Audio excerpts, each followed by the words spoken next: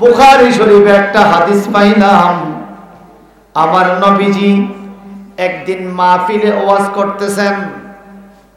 আমার নবী বলতেছেন, যারা দান করবে তারা দানকারীর দরজা দিয়ে জান্নাতে যাবে, যারা হজ করবে তারা হাজিদের আলাদা দরজা থাকবে, যাকাত দাতাদের আলাদা দরজা থাকবে, রোজাদারদের আলাদা রায়্যান নামক দরজা থাকবে, আবার রোজাদারদের স্পেশাল পাওয়ার সমস্ত দরজা খোলা থাকবে। আবার কিছু মানুষ আছে জান্নাতের কোন দরজা তার বাধা থাকবে না, সব দরজা দিয়া তাকে হুরুগাল মান ডাকতে থাকবে। নবী যখন এই বয়ানটা দিলেন নবীজির মাহফিলে, সুবহানাল্লাহ খান, নবীজির মাহফিলে সাইয়েদেনা হযরত আবু বকর সিদ্দিক রাদিয়াল্লাহু তাআলা আনহু দাঁড়িয়ে গেলেন। ইয়া রাসূলুল্লাহ, নবী গো, 8টা দরজা দিয়া ডাকবে, জান্নাতের সকল দরজা খোলা থাকবে, কেউ বাধা দিবে না। কত লক্ষ্মী মানুষ, সে কপালটা কত ভালো। নবী গো, ওই এরকম 2-1 মানুষ আজকে আপনার মাহফিলে আছে কিনা যদি একটু বলতেন। আমার নবী কে আছে? আরো জোরে কেন সুবহানাল্লাহ।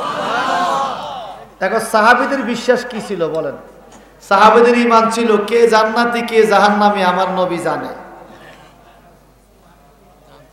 একজনও সুবহানাল্লাহ কয় না। কে জান্নাতি কে জাহান্নামী নবী জানেনি? তাহলে এই কথা কেন জিজ্ঞা, হুজুর আপনি কইয়া দেন কে জান্নাতি? সুবহানাল্লাহ।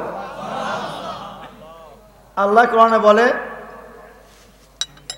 আমিনু কামা আমানান নাস, মানুষগণ যেভাবে ঈমান আনছে তোমরা সেভাবে ঈমান আনো।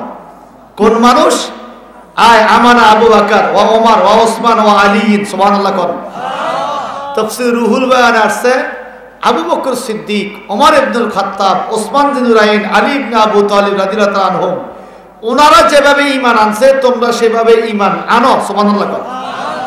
এখন আবু বকর সিদ্দিক বলে, হুজুর আজকের মাহফিলে কে এরকম ভাগ্যবান মানুষ কারে আল্লাহ পাক 8টা জান্নাতের দরজাগুলা খুলে দিবে?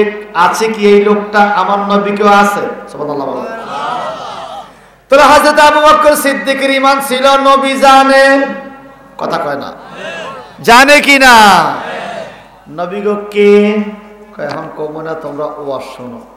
এই কথা বলতে সব সাহাবী দাঁড়িয়ে গেছে। ইয়া রাসূলুল্লাহ, নবীজি আপনি একটু দেখাইয়া দেন না গো, কার ভাগ্যটা এত ভালো, কোন লোকটাকে আল্লাহ পাক 8টা জান্নাতের দরজা খুলে দিবে, কার তকদির এত ভালো, একটু যদি দেখাইয়া দিতেন। আমার নবী কে বসো তোমরা। না বসবো না, আরে বসো তোমরা। সবাই বৈশা গেল। ওই আবু বকর সিদ্দিক রাদিয়াল্লাহু তাআলা উনি দাঁড়িয়ে রইলেন। নবীজি গো, আপনি যদি না বলেন আমি বসবো না। বলে এত তৃপ্তি কেন তোমার এই কথার দিকে? ইয়া রাসূলুল্লাহ, নবী আমার, ওই লোকটাকে যদি একটু দেখাইয়া দেন, মুসাফা করব, কপালে চুমু খাবো, হাতে চুমু খাবো, বুকের সাথে বুকটারে জড়াইবো। বেহেশতি মানুষ, 8টা দরজা খোলা, তার দামটা কত বড়। আমি আবু বকর একটু বুকে জড়াইতে তার মনে চায়। আমার নবী কয় তুমি বসা। না হুজুর আজকে বসতাম না, বেয়াদবি মাফ করেন। সকল সাহাবীকে হুজুর বলেন না দয়া করে। ইয়া রাসূলুল্লাহ, কে ওই ভাগ্যবান ব্যক্তিটা?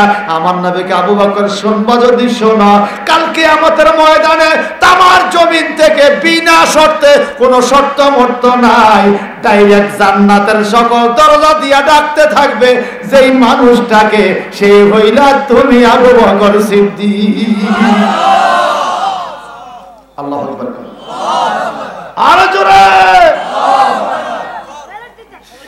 এই কথা শোনার পরে নবীজির সাহাবী আবু বকর সিদ্দিক রাদিয়াল্লাহু তাআলা চোখের পানি ছেড়ে হাউমাউ করে কান্না শুরু করলেন।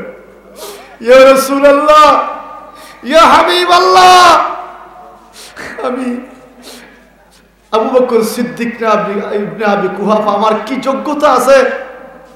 আমাকে আল্লাহ পাক এই সম্মান দিয়েছে আপনার গোলামির কারণে। সুবহানাল্লাহ।